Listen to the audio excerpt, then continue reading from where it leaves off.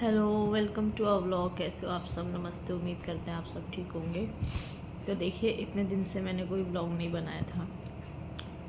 बस है कोई रीज़न नहीं बनाती मैं व्लॉग। लेकिन अब इतने दिनों से, काफ़ी टाइम से, मैं 10 दिन हो गए शायद, मैं एक हरियाणा की न्यूज़ देख रही हूँ। सच में मुझे ये लगता है कि लड़की होना सच में पाप है। आज के टाइम में लड़की होना इतना बड़ा पाप हो गया है। क्योंकि मेरे घर में खुद एक बेटी है, मैं खुद एक बेटी की माँ हूँ।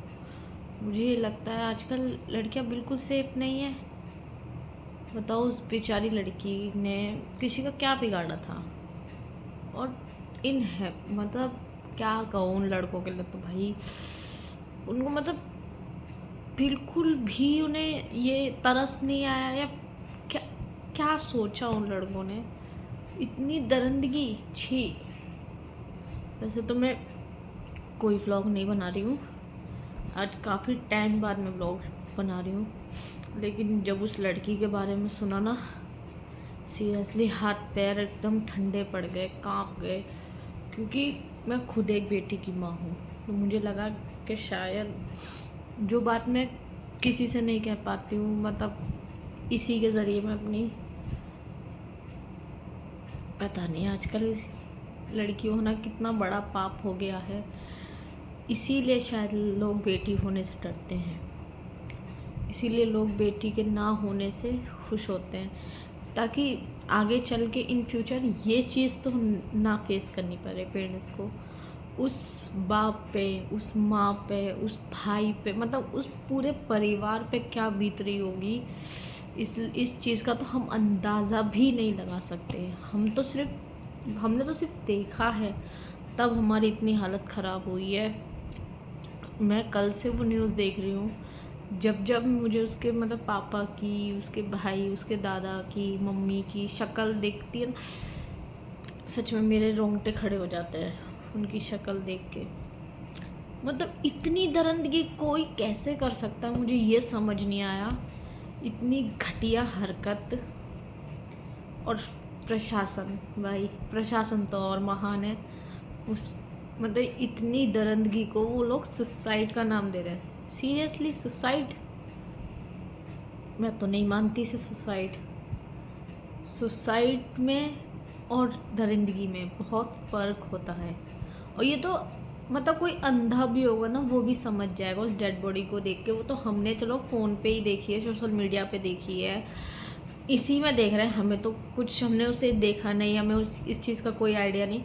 लेकिन हमें जब दिख रहा है कि ये वो चीज़ नहीं है, जो दरिंदगी है, ये सुसाइड नहीं है।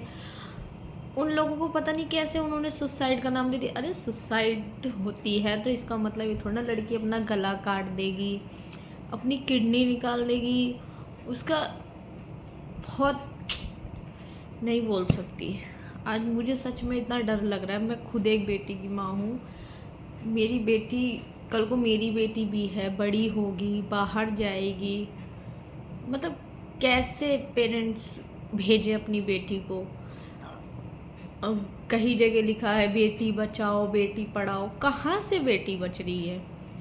जो बेटी हुई है उसका तो तुम उसको तुम प्रशासन, भाई मुझे तो प्रशासन का ही समझ नहीं आया।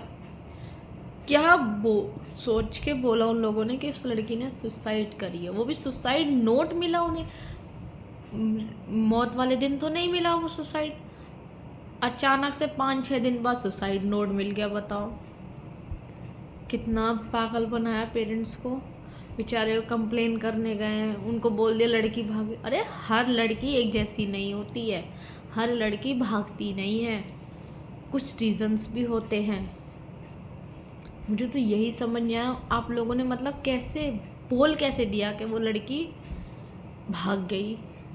अरे एक बार देखते तो सही, क्या पता आज वो लड़की हमारे बीच में होती। अगर आप लोगों ने, इन लोगों ने एक्शन लिया होता ना, पुलिस वालों ने, तो शायद आज वो लड़की हमारे बीच होती और वो मिल भी चुकी होती, और ना उसके साथ में इतनी दरिंदगी होती जितनी हुई है। ये तो जो निर्भया कांड हुआ था भाई, उससे भी घटिया। मतलब इतनी गंदी सोच है लोगों की।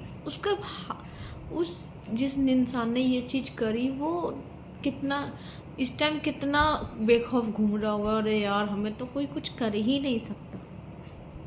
लेकिन उस माँ बाप के दिल से पूछो, उस माँ बाप पे क्या बीत रही होगी। मत लोगों की सोच कैसी हो गई आजकल, ये समझ नहीं आता।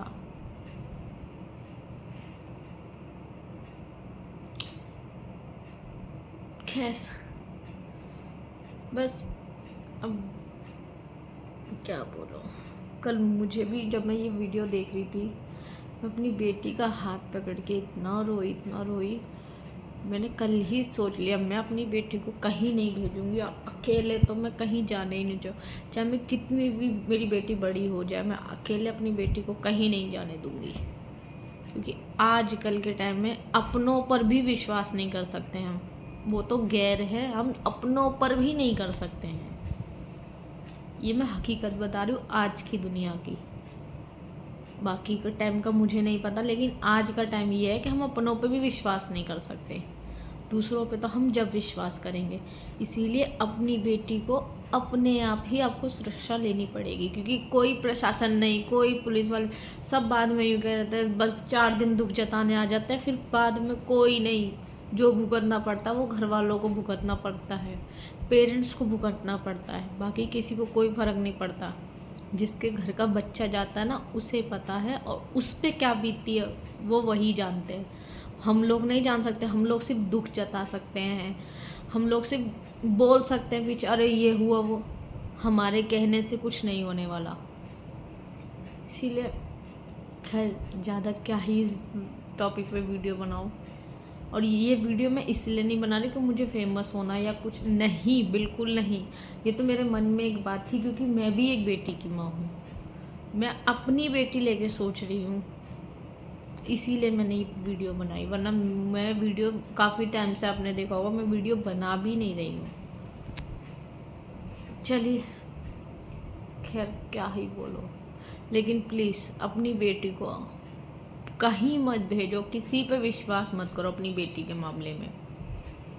अपनी बेटी की सुरक्षा जो भी है, मतलब अपनी बेटी की अपने आप करो, किसी पे भरोसा मत करो, किसी पे विश्वास मत करो कि ये आपका अच्छा है, कि वो कोई आपका सगा नहीं, कोई आपका अच्छा नहीं। सिर्फ और सिर्फ माँ बाप और घर वाले ही होते हैं जो बच्चों का साथ देंगे, जो हमारा साथ देंगे।